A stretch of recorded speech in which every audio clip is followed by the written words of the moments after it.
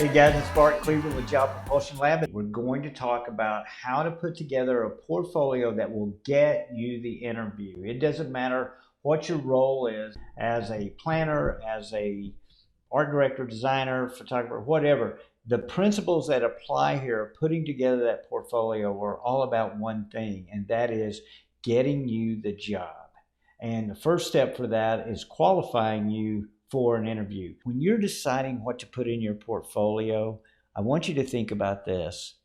Be who you want to be in your portfolio, not who you are. Show what you can do, not just what you've done. Now, here's an example of a guy that did that. Robbie Leonardi was a code writer for banners, and he wanted to be a game designer. He turned his portfolio site into a game. What it means is that it must pique the employer's interest. It's got to be about them. The better companies consider the top 5% of all applicants that they look at. If you're not in that top 5%, you're not competing for the job anyway. You're not even in the game. So how do you get in the top 5%? Assess the quality of your work carefully. The weakest work in your book is how good your book is. Now that is a hard fact to accept. And so just accept it now and realize I've got to get things tight in quality. So when people say, how big should my portfolio be? I tell them about 15 minutes, maybe 18, 20, 24 pieces. Tell your story in a way that sells you relevant to that employer, personable as well as professional. Once upon a time, a 5-year-old demanded a box of crayons, not just any box, the one with 96 colors. Thus began my creative journey. Now in 3 sentences there, I know a lot about Nicole that I like. If I read on down, it says, I love sharing the big picture by making sure each detail is in its place and carefully weaving imagery with words. I create with the purpose of telling stories that allow those who hear to be changed. Now she's gotten into the professional side of her. I'm anxious to see her work. There should be an intuitive way to go through the work. A very simple menu of items that you could click on. Go to that page, it would give you a little synopsis. Go into a project and you can click through.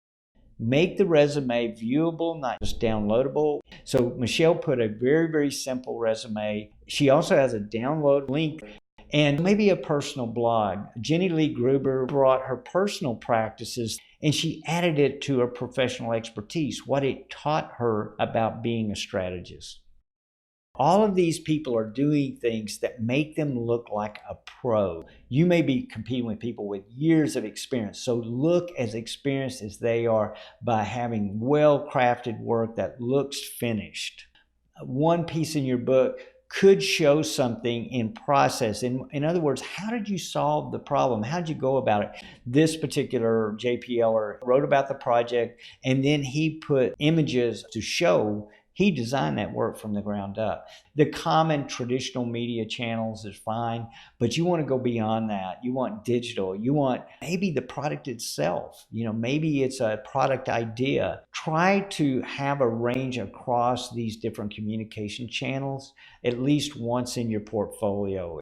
Your portfolio prep checklist is designed for specific targeted employers. You want to customize to what they're looking for.